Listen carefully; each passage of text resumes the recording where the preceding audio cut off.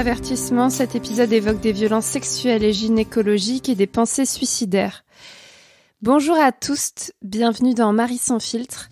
Je m'appelle Marie-Albert, j'ai 28 ans et j'habite chez mes parents dans un village des Yvelines. Je suis aventurière, journaliste et autrice féministe. Je me définis comme une femme cisgenre, célibataire, pansexuelle, française, blanche, jeune, mince, athée et d'origine bourgeoise. Marie sans filtre est mon podcast intime, féministe et politique. Ici, je raconte des expériences personnelles afin de déconstruire le patriarcat. Je sors un épisode le 2e vendredi de chaque mois. Aujourd'hui, je lance la saison 4 du podcast. Dans ce 46e épisode, je vous raconte comment j'éradique ma vestibulodynie, cette douleur chronique à la vulve dont je souffre depuis 5 ans. Mais avant de vous raconter ma vie, je cite un ancien commentaire reçu au sujet de mon podcast Marie sans filtre. Je tiens à lire l'avis qu'a laissé Kaouj sur iTunes le 20 février 2020. Elle a écrit « J'ai écouté 5 podcasts d'une traite, c'est agréable à écouter ». Eh bien, merci Kaouj pour ce commentaire. Et vous autres auditeuristes, si vous le souhaitez, je vous invite à mettre un commentaire, à m'écrire sur les réseaux sociaux ou sur votre plateforme d'écoute pour me donner votre avis sur ce podcast. Je vous lirai peut-être dans un prochain épisode. Je reviens maintenant au sujet du jour, j'éradique ma vestibulodynie. Alors, cet épisode n'existerait pas sans un autre épisode de Marie sans filtre. Je veux bien sûr parler de l'épisode 14 qui s'appelle « Je souffre de vestibulodynie » que j'ai publié le 29 mai 2020. Si vous l'avez pas encore écouté, je vous conseille de le faire car j'y raconte ma découverte de la vestibulodynie. Je définis cette maladie dans cet épisode, j'énumère tous les traitements existants à l'époque. C'est un très bon épisode. Je l'ai réécouté récemment pour vérifier. Donc vraiment, jetez-y une oreille avant d'écouter celui-ci en intégralité. Je souffre donc de vestibulodynie depuis l'été 2017. Ça fait 5 ans.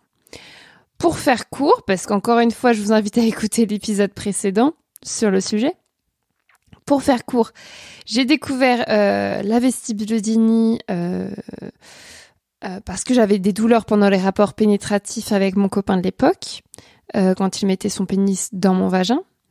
J'explique cette vestibulodynie parce que j'ai lu des études à ce sujet, des études scientifiques, par les multiples infections urinaires et mycoses, surtout mycoses à répétition que j'ai attrapées dans les années 2010, on va dire. Et ma peau du vestibule, la vestibulodynie, ça vient du mot vestibule, qui est un endroit de la vulve qui est situé juste à l'entrée du vagin. Cette peau est traumatisée par les multiples mycoses, par exemple. Et avant ça, avant d'avoir des mycoses et des infections urinaires, je n'avais pas mal au vestibule, je n'avais mal nulle part. Et donc, au bout d'un moment, le cerveau, pour se défendre des maladies, des douleurs, des traumatismes, il envoie en fait un signal de danger à chaque fois que quelque chose touche le vestibule. Et donc, c'est devenu la vestibulodynie, une douleur chronique à la vulve. Une médecin me l'a diagnostiquée début 2018, ce qui est 6 mois après les premiers symptômes. Donc, c'est assez rapide pour une maladie méconnue. Une médecin parisienne que j'ai trouvée sur le répertoire de l'association Les Clés de Vénus, dont je mettrai le lien en description du podcast, qui est une association spécialisée dans les douleurs sexuelles. Donc, il y avait un répertoire avec les praticiennes, soignantes qui peuvent nous aider pour diagnostiquer et pour guérir ces douleurs. Donc, cette médecin parisienne qui s'appelle la docteure Sophie Berville m'a diagnostiqué la vestibulodynie avec un coton-tige, puisqu'il suffit d'appliquer un coton-tige sur cette toute petite zone du vestibule pour ressentir une intense douleur qui prouve la vestibulodynie. Et ensuite, j'ai commencé comme traitement des séances de kinésithérapie avec une kiné qui faisait de la rééducation périnéale. Donc, on a travaillé sur le périnée et sur la peau du vestibule. Donc, globalement, elle me mettait des doigts pendant 20 minutes, 2 ou 3 fois par semaine pendant 6 mois. Mais voilà, je raconte tout ça dans l'épisode 14. Et je vais pas revenir plus longtemps là-dessus. Mais pour résumer, ces traitements, j'ai essayé aussi des crèmes. Ces traitements n'ont pas fonctionné. J'ai quitté mon copain peu de temps après, à l'été 2018. Faut savoir qu'il me faisait régulièrement culpabiliser parce que je refusais des rapports pénétratifs à cause de ma douleur. Et puis en décembre 2018, j'ai chopé une nouvelle infection urinaire, une nouvelle mycose vaginale. Donc les quelques progrès que j'avais obtenus avec ma kiné ont rapidement laissé place à de nouvelles douleurs. Et là, je suis partie faire mon tour du globe en cargo, début 2019. Sur le deuxième bateau de mon tour du globe en cargo, j'ai rencontré un mec cool et ma vestibulodynie a temporairement disparu. J'avais plus mal. Il faut dire que ce mec ne m'imposait pas de rapport pénétratif. Quand j'ai quitté ce mec parce que je suis descendue du bateau à New York, ma douleur est revenue comme d'habitude. Mais voilà, après je suis revenue en France et les années suivantes, j'ai multiplié les traitements. J'alternais les périodes pendant lesquelles je rencontrais de nouveaux médecins et je testais de nouveaux médicaments et des périodes pendant lesquelles je désespérais et je ne tentais plus rien. Pour résumer, j'ai essayé les médicaments, les antidépresseurs, les antiépileptiques, j'ai essayé les crèmes anesthésiantes, les huiles de coco, les huiles d'amande douce, les huiles d'onax sur la vulve. Les crèmes anesthésiantes aussi, c'était sur la vulve. J'ai essayé de me faire des automassages à la maison. J'ai essayé les séances de rééducation périnéale chez la kiné, comme je t'ai dit. J'ai essayé les séances de massage chez une autre sage-femme. J'ai essayé la psychothérapie, psychanalyse, psychiatre, psychologue. J'ai essayé les consultations chez une sexologue. J'ai essayé l'électrostimulation cutanée avec des électrodes. Ça s'appelle la méthode TENS. J'ai essayé les corticoïdes. Enfin, j'ai essayé plein d'autres choses dont je me rappelle même plus le nom. Et j'ai arrêté plein de choses. Parce que du coup, tous ces traitements n'ont pas fonctionné et parallèlement, j'avais de plus en plus mal. Donc, c'était plus seulement une douleur pendant les rapports, puisque j'ai arrêté les rapports. C'était une douleur tout le temps, dans tous les aspects de ma vie, mais une douleur fluctuante. C'est pas une douleur tout le temps pareil. Donc, j'ai arrêté les rapports sexuels. De toute façon, ma libido avait disparu. J'ai arrêté les strings, j'ai arrêté les culottes, j'ai arrêté les jeans, j'ai arrêté les pantalons, j'ai arrêté les tampons, j'ai arrêté les coupes menstruelles, j'ai arrêté le vélo, j'ai arrêté tout autre sport. À l'été 2022, c'est la date de ma dernière crise, je ne supportais même plus de m'asseoir sur une chaise. J'en étais réduite à un point où je désespérais dans mon lit. Je ne supportais plus aucune protection périodique pendant mes règles. Je ne pensais qu'à ma douleur toute la journée. J'étais terrifiée par l'avenir. Je mettais le mot handicap sur cette maladie chronique. J'avais des pensées suicidaires. Bref, j'étais au fond du trou. Et paradoxalement, les périodes pendant lesquelles ma vestibulodynie s'est atténuée ces dernières années, c'était quand je n'y pensais pas, quand j'avais une relation cool avec un mec qui m'excitait et ne m'imposait aucun rapport pénétratif, quand je faisais mon Survivor Tour, mon tour de France à pied contre les violences sexistes, et que je marchais toute la journée avec une culotte et un legging sans douleur. Donc ça a été des périodes qui pouvaient durer de plusieurs semaines à plusieurs mois pendant lesquelles je n'avais presque pas mal. Donc en juillet 2022, je fais une nouvelle crise, je reste prostrée dans mon lit, j'avais mes règles, j'avais un rhume et j'avais des douleurs intenses au niveau du vestibule. Je ne supportais aucun vêtement, j'avais envie de pleurer quand je m'asseyais sur une chaise, c'était horrible. Et ça faisait déjà 4 mois que je prenais un nouveau traitement médicamenteux des antiépileptiques, cette fois-ci, 3 fois par jour. Et au bout de 4 mois de traitement, j'ai bien vu que c'était de pire en pire, donc ça n'avait pas d'effet positif sur mes douleurs. Donc j'ai décidé sur un coup de tête de tout arrêter. J'ai arrêté les antiépileptiques, mais j'ai aussi arrêté la crème anesthésiante que je me mettais matin et soir. Enfin non, je la mettais qu'une fois par jour sur la vulve. J'ai arrêté l'électrostimulation. Tout ça m'était inutile. Je voyais bien que je ne guérissais pas. Au contraire, mon mal empirait. Et je pensais de plus en plus à l'opération chirurgicale, la vestibulectomie, qui consiste à retirer la peau douloureuse du vestibule avec un bistouri. Je crois que ça s'appelle comme ça. Non, je sais plus comment ça s'appelle. Et donc là, on est à l'été 2022. Et donc la crise passe parce qu'au bout d'un moment j'ai arrêté d'avoir mes règles, donc j'étais plus obligée de mettre des protections périodiques, j'ai arrêté d'avoir mon rhume, enfin voilà, ça allait quand même un peu mieux. Et un lundi après-midi d'août, je suis dans ma chambre Et là, je me dis, il faut que je mette une culotte et un short parce que là, je dois aller m'occuper de mon potager. Le lundi après-midi, c'est consacré à mon potager chez mes parents. Et donc, je peux pas y aller en jupe sans culotte, c'est pas possible. Donc là, j'étais dans ma chambre assise par terre, je me dis, waouh, faut que j'aille mettre une culotte et un short pour mon potager. Et je me sentais juste incapable de le faire. Vraiment, mais incapable. Et il faut savoir que j'ai téléchargé plusieurs applications dédiées aux douleurs chroniques sur mon téléphone. Donc, il y a l'application Vulvae, dont je vais mettre le lien en description du podcast, qui est une nouvelle application pour les personnes qui souffrent de douleurs à la vulve, de douleurs vaginales, etc., douleurs sexuelles. Ça s'appelle Vulvae, c'est une super application. Donc, j'avais ça. Donc, tous les jours, je notais mes douleurs sur cette application de 0 à 10. Où est-ce que j'avais mal? Quels étaient les critères qui faisaient que j'avais plus mal que la veille ou pas? Est-ce que j'avais une amélioration en fonction de mes traitements médicamenteux, etc. Et puis, j'avais téléchargé d'autres applications.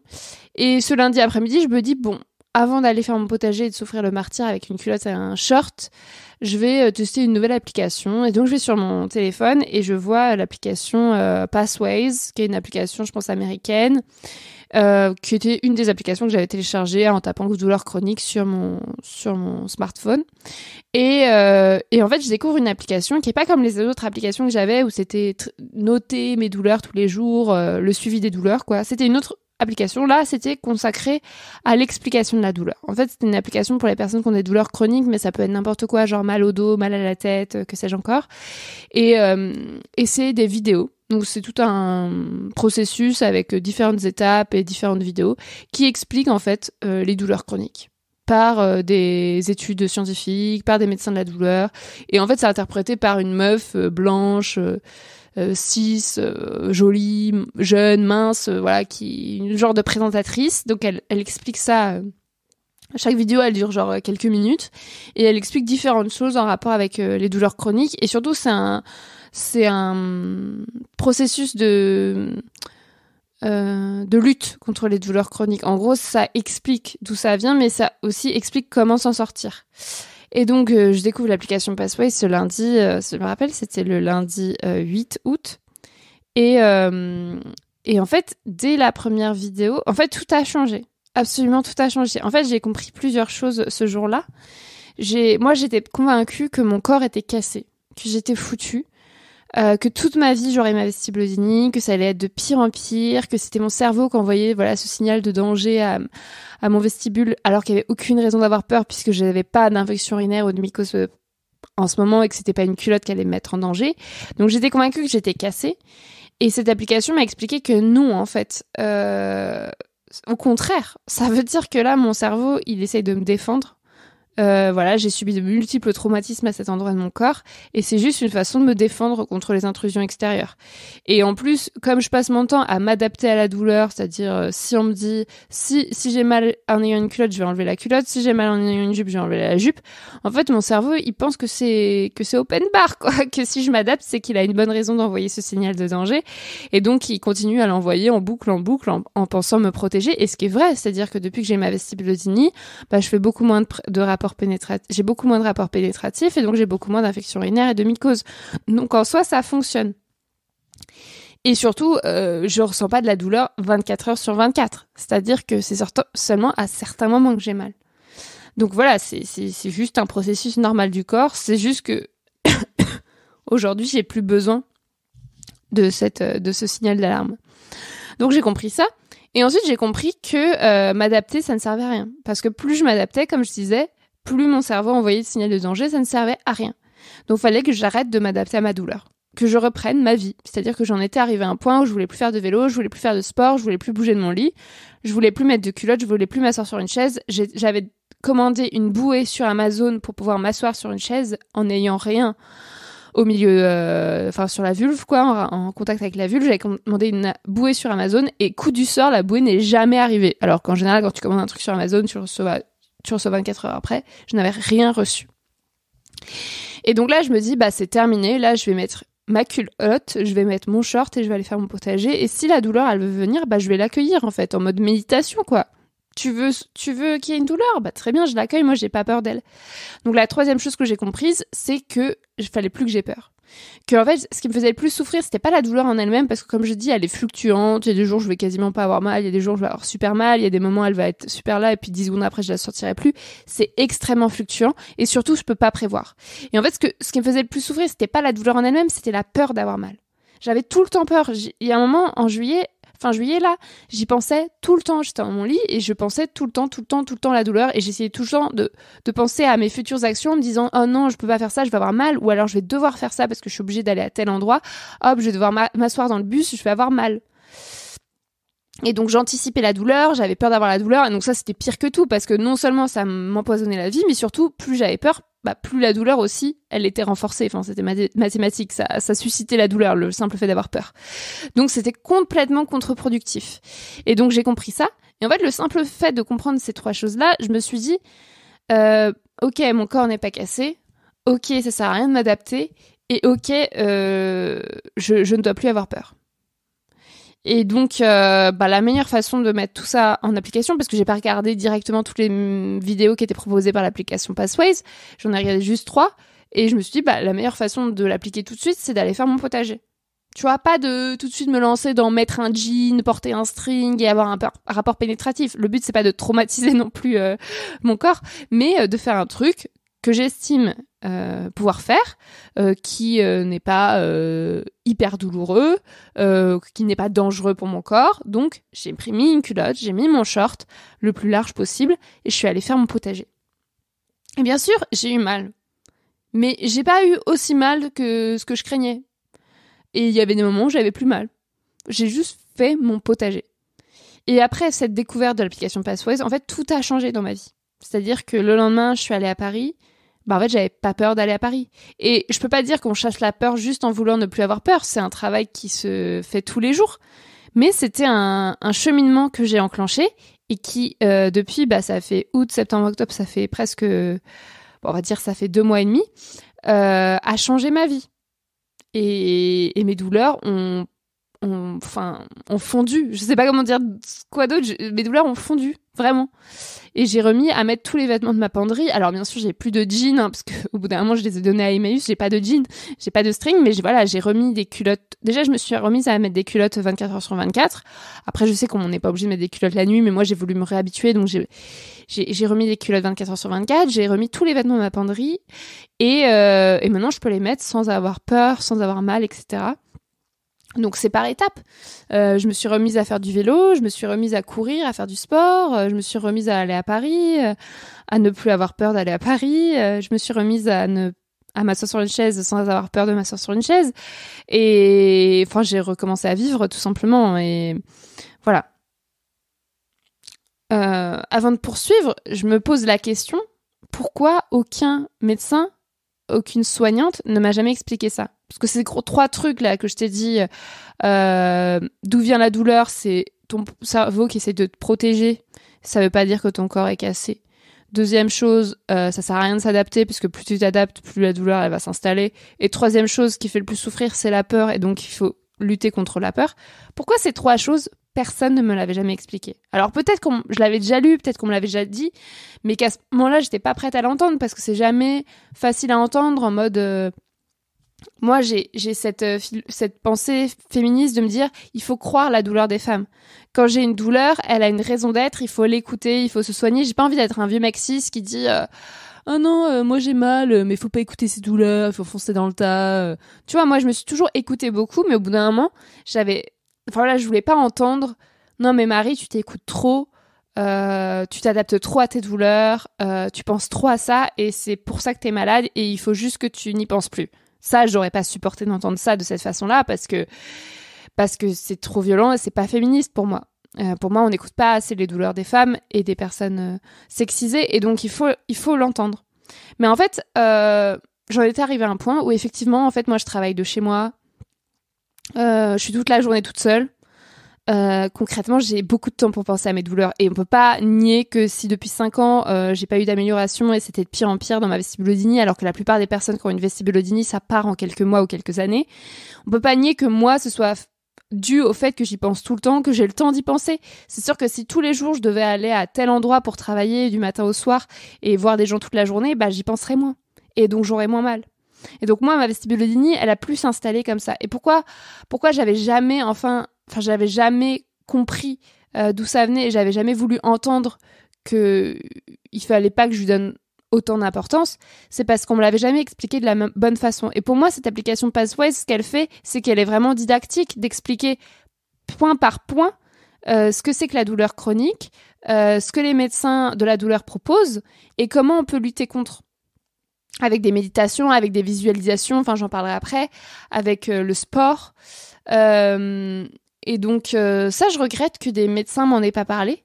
Mais peut-être que j'étais pas prête à entendre. Mais tous les traitements qu'on m'a donnés, enfin, excuse-moi, ça servait à rien en fait.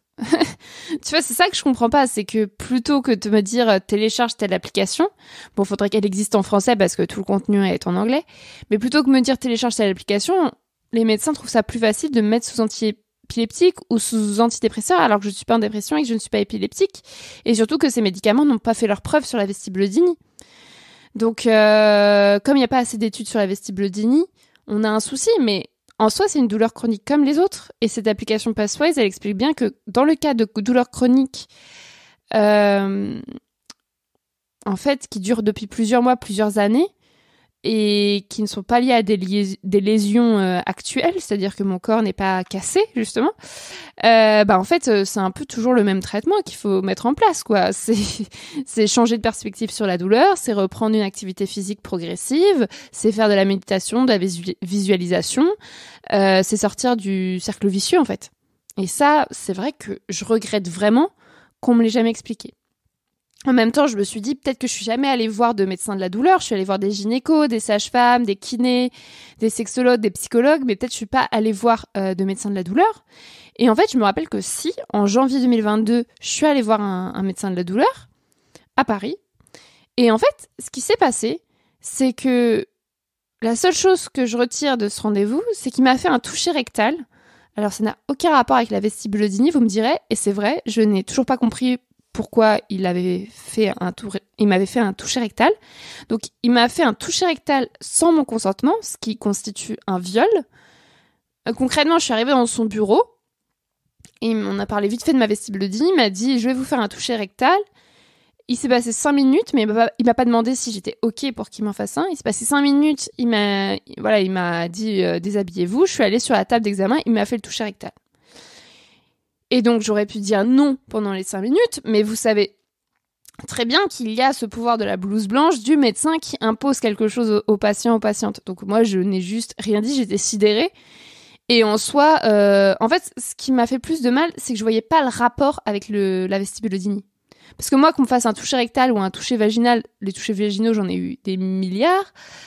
Pour moi, c'est pas plus traumatisant l'un que l'autre, puisque moi, ça me fait pas mal qu'on me mette un doigt dans le cul ou qu'on me mette un doigt... Enfin, en l'occurrence, ça me fait moins mal qu'on me mette un doigt dans le cul que dans le vagin, puisque j'ai une vestibulodynie. Mais le problème, c'est que j'ai pas vu le rapport. Et il a essayé de m'expliquer qu'il me faisait un toucher rectal parce que il voulait pas me faire mal avec un toucher vaginal. Mais le problème, c'est que le toucher rectal n'avait aucun intérêt. Alors lui, il m'expliquait que c'était pour voir si j'avais d'autres problèmes au niveau de la zone rectale, si j'avais d'autres douleurs, mais ça tenait pas debout, tu vois. Et puis même, dans tous les cas, tu demandes le consentement pour un tel acte. En fait, c'est une intrusion dans le corps de l'autre par un orifice sexuel, donc tu demandes en fait le consentement. Mais lui, il ne l'a pas demandé. Donc il s'appelle le docteur Mansour Kalfala, il travaille à Paris, pour votre information. Et je suis allée le voir parce qu'il avait créé un soi-disant centre des douleurs périnéales chroniques. Si vous tapez centre des douleurs périnéales chroniques sur Internet, vous tomberez là-dessus. Et moi, je m'attendais à être reçue par une équipe pluridisciplinaire qui puisse m'aider contre la vestibulodynie, parce que j'ai vu vraiment des tas de spécialistes. Et en fait, je suis arrivée dans ce centre et il y avait que lui, quoi. Et quand je lui ai expliqué que que j'avais bénéficié de la complémentaire santé solidaire, donc l'ancienne CMU, et donc que je n'avançais pas les frais des soins, là tout de suite, ça l'intéressait plus du tout de m'accompagner, de me revoir et de me présenter son équipe soi-disant pluridisciplinaire. Donc je suis sortie dans son bureau, j'avais une ordonnance pour des antiépileptiques que j'ai pris pendant 4 mois et qui n'ont servi à rien, et surtout j'étais traumatisée par un toucher rectal, et aujourd'hui je n'ai aucun mal à dire que c'était un viol, alors que pendant 6 mois j'étais juste en état de choc. Voilà. Je me suis aussi inscrite, donc pour résumer, ce rendez-vous chez le médecin de la douleur n'a pas été concluant, et je me suis aussi inscrite dans un centre antidouleur de l'hôpital de Versailles. Il y a des centres antidouleurs un peu partout en France. Mais je me suis inscrite au mois de janvier et à ce jour, je n'ai toujours pas été reçue. Donc ça fait 9 mois que j'attends. Voilà. Mais en fait, c'est extraordinaire. C'est-à-dire que j'ai vu des dizaines et des dizaines de médecins, j'ai dépensé des milliers d'euros pour essayer de soigner cette vestibulodynie. J'ai passé des heures et des heures à me faire masser le vagin par des inconnus. Et ce qui a changé, vraiment, c'est une pauvre application sur mon smartphone. Enfin, c'est extraordinaire. Donc, comme je t'ai dit, j'ai repris le sport. En septembre, j'ai fait le tour des collines du Perche, une randonnée de 242 km en Normandie toute seule. J'ai repris le vélo et la course à pied. Je prépare un semi-marathon pour le mois de mars 2023. Je porte de nouveau des culottes et des pantalons. Je me déplace quand j'en ai envie, où j'en ai envie. J'ai plus peur de m'asseoir sur une chaise. Bien sûr, ma vestibulodynie n'a pas complètement disparu, mais je lutte contre elle au quotidien, sans médicaments. J'ai plus peur d'elle. Je sais qu'elle va partir, en fait, car j'ai plus besoin d'elle. En fait, c'est vraiment ce processus de se détacher de la peur, de comprendre cette peur, de comprendre cette douleur, mais de dire j'ai plus besoin de toi. T'as plus besoin de venir, puisqu'en fait, je n'ai plus besoin de protection, tout va bien. Je vais prendre soin de moi. Je ne vais plus attraper d'infection urinaire, de mycose. Je ne vais plus mettre de pénis dans mon vagin. Je vais faire attention. Merci pour tes bons et loyaux services, mais tu peux partir. Et grâce à l'application Passways, je fais aussi des visualisations. Donc les visualisations, c'est un peu de la méditation plus poussée. On va dire que la partie méditation, ça va être quand la douleur vient par vague, de l'accueillir, de l'accepter, de dire ok, là j'ai mal, mais c'est pas grave. Et la partie visualisation, ça va être de visualiser une journée type ou une action type où je vais pas avoir mal. Alors c'est juste visualiser, mais c'est extrêmement difficile puisque ça fait 5 ans que j'ai mal et que j'ai peur d'avoir mal dans toutes les actions de la vie quotidienne. Donc c'est des exercices tous les jours de visualiser, je sais pas, pendant 5-10 minutes, moi-même qui vais faire telle action, qui vais vivre telle journée comme je l'ai prévu, hein, une vraie journée, et de me dire, bah là je vais me lever, je vais faire un peu de yoga, j'aurai pas mal, je vais mettre telle culotte, j'aurai pas mal, je vais mettre tel pantalon, j'aurai pas mal, je vais me laver les dents, j'aurai pas mal, je vais aller en vélo à la gare, j'aurai pas mal, etc., etc. Et donc ça, c'est me visualiser en train de faire ça tous les jours. Avant de le faire très concrètement. Et l'important, c'est pas de se dire quand je vais le faire, est-ce que je vais avoir vraiment mal ou pas. C'est pas ça l'important. L'important, c'est de le visualiser. Et au début, c'était extrêmement difficile. Donc voilà, les progrès, ils sont énormes. Mais voilà, ça va mettre des mois, des années. Peut-être que dans 20 ans, j'aurai toujours des douleurs résiduelles. J'en sais rien, tu vois. Mais je sais que j'ai plus peur d'elle, et surtout en fait même dans les moments où je doute, où je me dis ah là j'ai super mal quand même, ça se trouve je vais pas guérir, mais en fait je me dis bon là c'est des doutes habituels, et surtout je peux pas revenir en arrière, c'est-à-dire je peux pas me dire non c'était de l'arnaque cette application, encore un traitement qui marche pas, parce qu'en fait je peux pas revenir en arrière, je peux pas me dire tiens je viens d'un moment où j'étais dans mon lit à rien faire, KO, en train de pleurer, en train d'avoir des pensées suicidaires, avoir envie de crever, rêver que quelqu'un me découpe le vestibule avec un couteau pendant une opération chirurgicale, je voulais plus faire de sport, je voulais plus travailler, je voulais plus m'asseoir sur une chaise, j'avais commandé une putain de bouée sur Amazon, je peux pas revenir en arrière, tu vois, genre je pouvais mettre aucun vêtement, j'étais tout le temps en jupe longue, l'hiver je me caillais parce que j'avais pas de culotte sous mes jupes, je peux pas revenir en arrière parce que en fait là où je suis aujourd'hui c'est mieux. Tu vois, c'est tellement mieux que même si aujourd'hui j'ai des moments de doute, j'ai des moments où j'ai quand même mal, j'ai des moments où j'arrive pas à faire ma visualisation, où j'arrive pas à accueillir la douleur, bah en fait je me dis de toute façon j'ai pas le choix, je suis là où je suis aujourd'hui et c'est mieux qu'avant, donc de toute façon c'est que du positif. Donc voilà, ce que je voulais dire, c'est que ce rapport à la vestibulodynie, en fait, il a changé mon rapport à mon corps en entier et à mes autres douleurs chroniques. Parce que vous le savez, je suis une grande marcheuse, une grande sportive, donc ça fait aussi plusieurs années que je souffre de douleurs chroniques aux pieds. Et donc je dis tout le temps que j'ai des tendinites au tendon d'Achille et que j'ai aussi une autre douleur au pied, à l'intérieur du pied droit, au niveau de la cheville. Et que ça, c'est lié à des entorses précédentes. Donc bref, ça fait des années que je dis « Ah, mais c'est parce que je marche trop, il faut que je me repose. » Donc ça fait des années aussi que je fais de la kiné pour essayer de soigner mes tendinites. Mais en fait, ce qui se passe, c'est que quand je fais des examens, par exemple des IRM ou des radios ou des échographies, j'ai pas de lésions.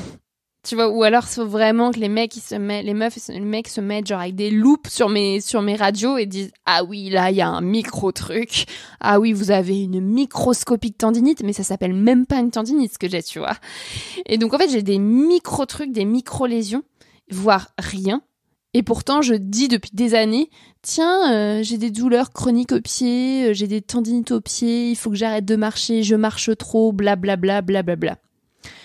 Et en fait, ce que l'application Pathways explique aussi, c'est qu'à force de faire tous ces examens, bon, dans mon cas, ça prouve qu'il n'y a pas de lésion, et quand il n'y a pas de lésion, une douleur chronique, pour vous résumer, une douleur chronique, c'est quand c'est une douleur qui dure depuis plus de 3 mois.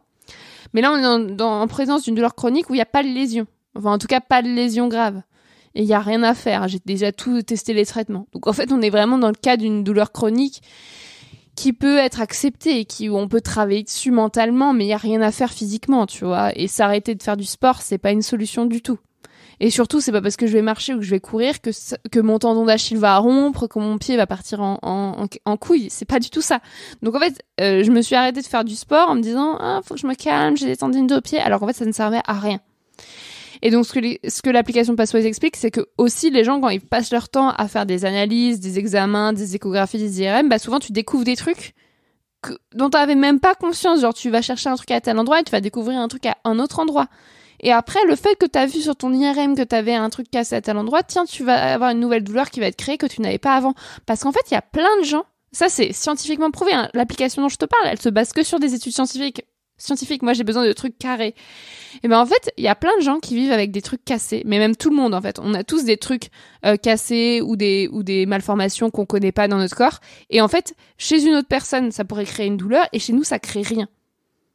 Ça veut dire qu'en fait, on a tous des trucs mal foutus dans notre corps, et pourtant, on a pas mal.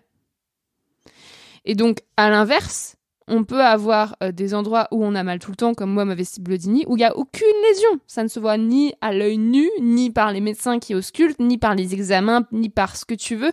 Ma vestibulodynie, elle est invisible. Donc, ce qui prouve bien que c'est juste le cerveau qui crée ce signal de douleur pour se défendre dans mon cas de traumatisme passé. Enfin voilà, encore une fois, il y avait une raison, c'était pour me protéger. Et aussi, ce qu'il faut comprendre, c'est qu'en étant une sportive, et ben en fait, tous les sportives ont des douleurs chroniques, c'est sûr. Quand tu sollicites beaucoup une partie de ton corps, bah forcément, t'as des douleurs qui viennent. Et en fait, il faut apprendre à vivre avec, il faut apprendre à les gérer, il faut apprendre à faire attention, à bien récupérer des efforts, à écouter son corps. Mais quand c'est des micro-douleurs que je ressens une fois toutes les 3 semaines, enfin, je veux dire, il n'y a pas besoin d'arrêter de marcher, quoi.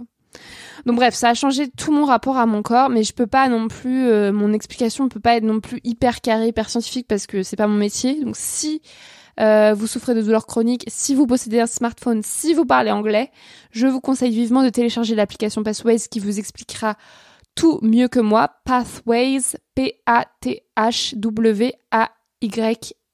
Donc je mettrai le lien dans la description de l'épisode. Il faut malheureusement comprendre l'anglais. Vous pouvez aussi consulter bien sûr un ou une médecin de la douleur ou vous inscrire dans un centre antidouleur. Mais bon, mon retour d'expérience que je viens de vous donner n'est pas très positif à ce sujet. Sachez que je suis avec vous. Vous pouvez m'écrire pour me dire ce que vous pensez de tout ce que je viens d'expliquer, si vous avez téléchargé l'application Pathways, si vous avez trouvé un autre remède pour votre vestibulodynie ou vos douleurs chroniques, qu'est-ce qui a marché pour vous. Moi, personnellement, j'aimerais vraiment devenir patiente experte, qui a un statut à part entière au sein de la médecine, pour aider d'autres personnes qui souffrent de vestibulodynie. Mais bon, faudrait qu'un jour j'ai le temps de faire ça, ce qui n'arrivera jamais. Mais je sais qu'on est extrêmement nombreux et nombreuses à souffrir de vestibulodynie, que c'est une maladie bien plus méconnue que l'endométriose, alors que ça touche même plus de personnes que l'endométriose. C'est une douleur chronique, voilà, qui n'est pas grave, qui n'est pas dangereuse pour la santé, mais qui est invalidante dans le sens où ça peut devenir un handicap si voilà, il y a des gens qui ont mal tout le temps et qui n'arrivent plus à s'asseoir sur une chaise, comme je disais, qui n'arrivent plus à se déplacer. Et donc c'est très grave. C'est un problème de santé publique. Ce n'est pas pris en charge par les pouvoirs publics. C'est très méconnu. Les gens à qui j'en parle ne retiennent jamais le nom vestibulodynie. Je suis vraiment contente qu'il y ait cette nouvelle application, cette nouvelle plateforme qui s'appelle Vulvae qui en parle. Donc voilà, parlez-en autour de vous. Si le sujet vous intéresse, continuez à vous informer sur le sujet. Et je profite de cet épisode pour vous annoncer que je publie mon premier roman La Puissance le 7 décembre prochain. Dans ce livre qui retrace mon tour du globe en cargo, je raconte notamment mon rapport à la douleur chronique et mes adaptations pour y échapper, notamment cette histoire avec le marin cool avec qui j'avais des rapports sexuels cool et la période pendant laquelle je n'avais plus mal. Donc ça, c'est raconté dans mon livre. La vestibulodynie est présente tout au long de l'histoire. Donc si le sujet vous intéresse, vous pouvez déjà noter la date de sortie de La Puissance. C'est le 7 décembre 2022. Vous pouvez aussi précommander ce livre sur ma cagnotte Tipeee, en version numérique ou en version papier. Voilà, j'ai très hâte de vous le faire lire. Après 3 ans de travail, vous méritez de l'avoir dans les mains. Voilà, je clôt cet épisode avec cette nouvelle. Il y avait sans doute plein d'autres choses qui vont me revenir cette nuit, que j'aurais aimé vous dire. Mais bon, j'ai le Covid au moment où j'enregistre cet épisode. Je l'enregistre la veille de la publication, donc c'est un peu à la va-vite. Mais je sais que j'ai déjà mis beaucoup d'informations. J'espère que y a pas eu trop... Enfin, j'ai pas envie de me dévaloriser, donc je vais pas continuer cette phrase.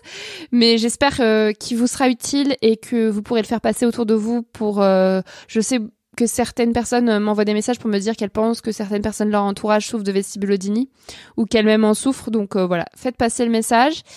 Et comme d'habitude, je vous invite aussi à écouter mon second podcast Sologamie qui décortique les enjeux autour du célibat, de la vie solo, de l'injonction au couple et à l'hétérosexualité avec des personnes expertes chaque premier mardi du mois. La saison 3 vient tout juste de débuter. On y parle de rupture amoureuse. Pour ce qui est de Marie sans filtre, je reviens le mois prochain avec un nouvel épisode intime et politique. En attendant, vous pouvez m'écrire pour me faire un retour sur cet épisode, comme je vous l'ai dit tout à l'heure. Mon pseudo, c'est Marie-Albert FR sur les réseaux sociaux. Si vous avez aimé ce 46e épisode, je vous invite également à lui mettre 5 étoiles et à le commenter sur votre plateforme d'écoute. Ce mois-ci, je veux remercier les personnes qui soutiennent financièrement mon travail. Merci Manon, Aristide, Kevin, Thomas, Mathieu, Blandine, Elsa, Roxane, Colline et Clémence pour leurs dons réguliers à ma cagnotte Tipeee. Chers auditoristes, si vous aussi vous souhaitez soutenir et rémunérer une partie de mon travail, vous pouvez vous rendre sur la page de cette cagnotte dont j'ai mis le lien dans la description de cet épisode pour me faire un don ponctuel ou récurrent, cela m'aidera énormément. Vous pouvez aussi vous abonner à ma newsletter pour recevoir de mes nouvelles une fois par mois. Je l'envoie dans quelques jours, donc c'est le moment de vous inscrire. Vous y suivrez les coulisses de la publication de mon roman La Puissance et mes dernières actualités d'aventurière, journaliste et autrice. Je mets le lien d'abonnement dans la description de l'épisode. Cette newsletter est gratuite. Merci pour votre écoute, pour votre fidélité, pour tout votre amour et à très bientôt.